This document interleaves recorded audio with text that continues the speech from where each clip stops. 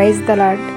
ఈరోజు దేవుని వాగ్దానం మత్తయి సువార్త 21వ అధ్యాయము 22వ వచనం. మరియు మీరు ప్రార్థన చేయనప్పుడు వేటిని అడుగుదురో అవి దొరికినవని నమ్మిన ఎడల మీరు వాటన్నిటినీ పొందుదురని వారితో చెప్పాను.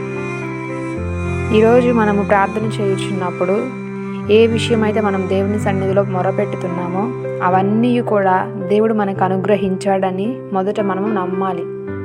దేవుడు నాకు ఇచ్చాడు ఆల్రెడీ అని మనం విశ్వసించినట్లయితే అవి మనం పొందుకుంటాము. కాబట్టి ఈరోజు అటువంటి విశ్వాసముతో ఉద్యోగ విషయంలో దేవుడు నాకు ఉద్యోగం ఇచ్చాడు, వ్యాపార విషయంలో దేవుడు నన్ను వ్యాపారంలో ఆశీర్వదించాడు, గర్భఫల విషయంలో దేవుడు నాకు సంతానం ఇచ్చాడు, ఆరోగ్య విషయంలో దేవుడు నాకు స్వస్థతనిచ్చాడు, సమాధాన విషయంలో దేవుడు నాకు సమాధానం ఇచ్చి ఉన్నాడు.